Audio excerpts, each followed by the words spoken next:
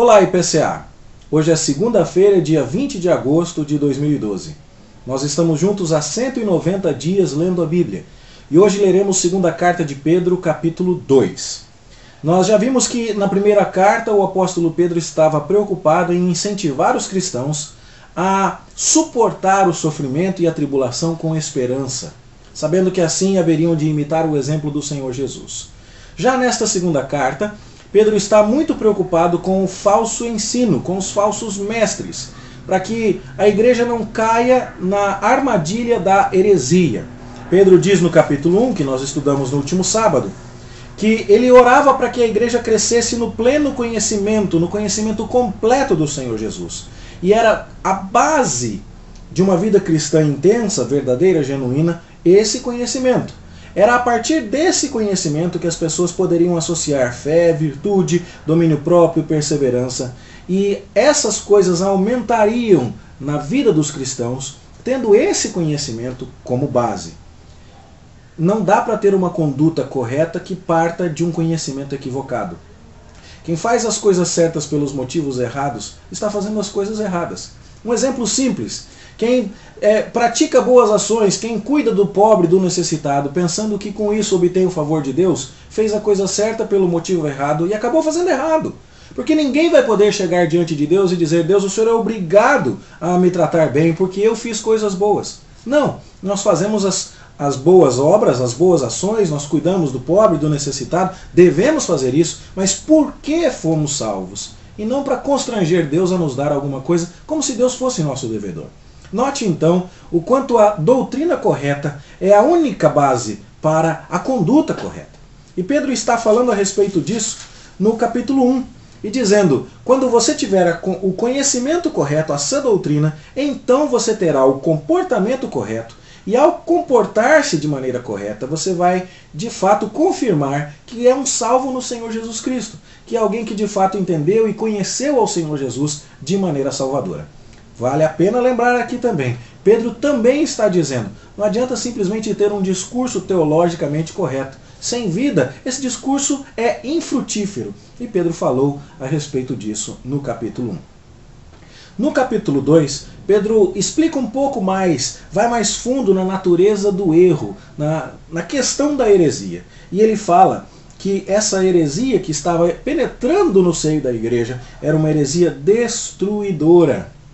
Nada pode afetar mais a igreja como um vírus do que a corrupção da mensagem do Evangelho. Você deve se lembrar que nós lemos Paulo falando a Timóteo que a igreja de Deus é a coluna, é o baluarte da verdade. Se existe uma coisa que a igreja não pode perder, é o foco na sã doutrina. Ela precisa ser a guardiã da verdade. Caso contrário, a sua prática, a sua agenda, a sua propaganda, a sua evangelização será derivada de uma mentira ou de um erro, e ninguém no erro poderá acabar fazendo aquilo que deve fazer. Não pode existir uma conduta correta que venha de uma doutrina errada.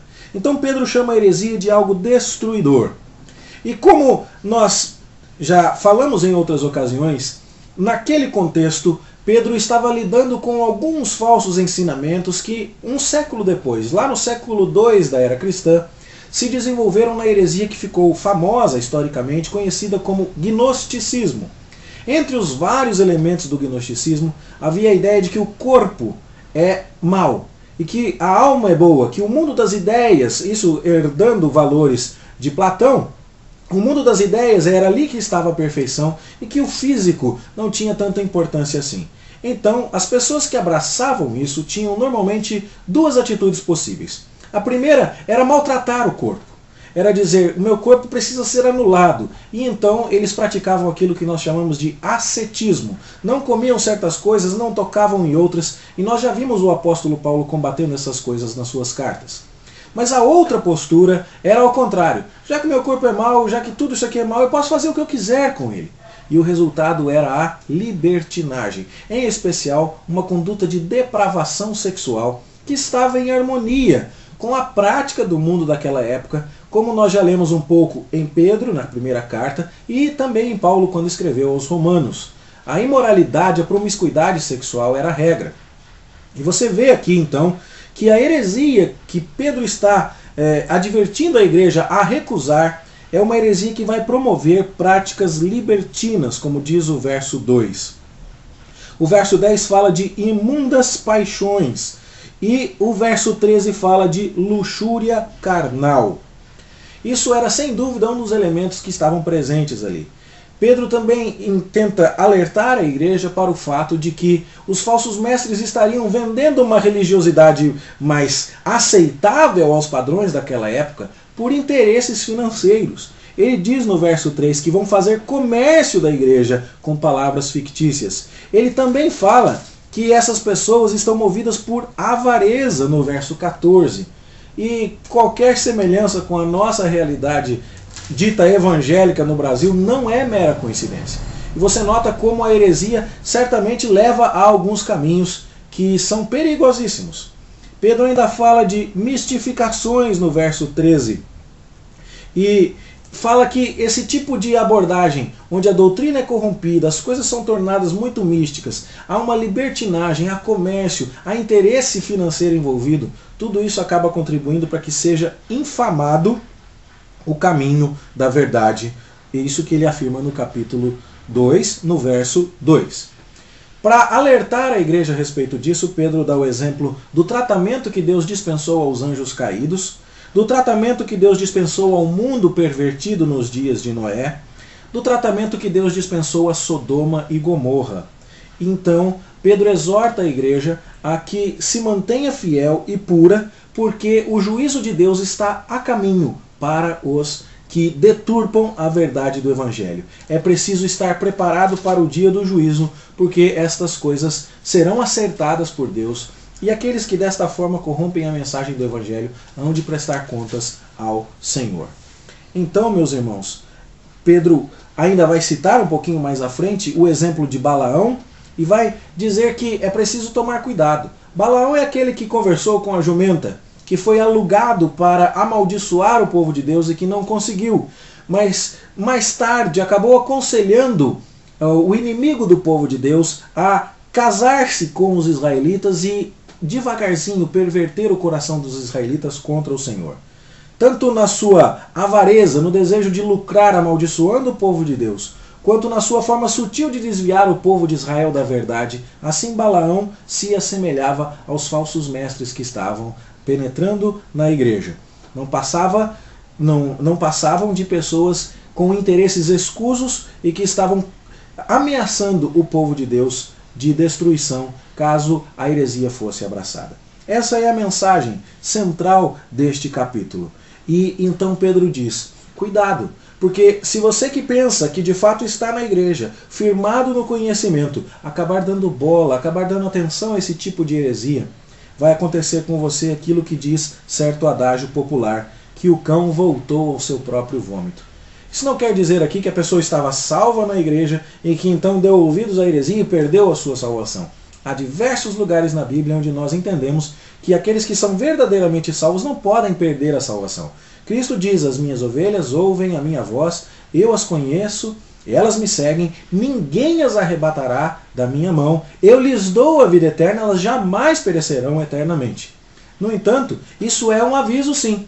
Se no capítulo 1 você precisa conhecer a Jesus com o intelecto e mostrar esse conhecimento em obras, no capítulo 2 você precisa estar atento para não dar ouvidos a heresias, porque se você cair na conversa das heresias, vai ficar evidenciado de que na verdade você nunca foi salvo.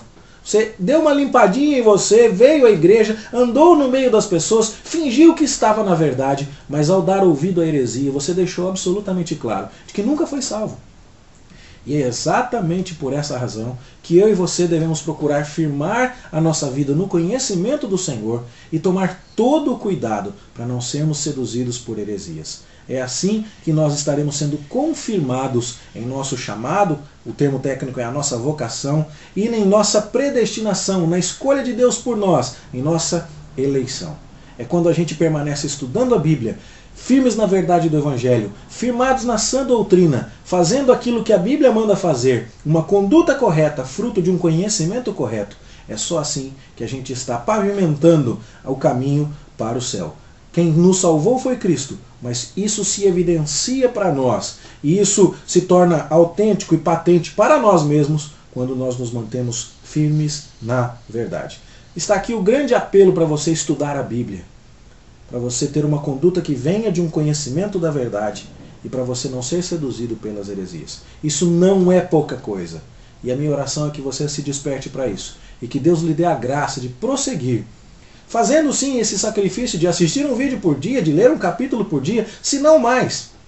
Mas porque é isso que vai confirmar para você a sua vocação e a sua eleição. Que Deus te dê graça para fazer isso. É a nossa oração em nome de Jesus. Vamos falar com Deus?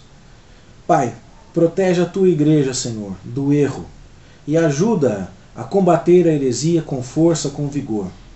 Dá ao Senhor que a nossa sã doutrina produza no seio do teu corpo um procedimento, uma conduta aprovada por ti mesmo. E que assim estejamos confirmando a nossa vocação e eleição. Abençoa-nos, ó Deus, nós te suplicamos em nome de Jesus. Amém. Uma boa leitura para você e até amanhã, se Deus quiser.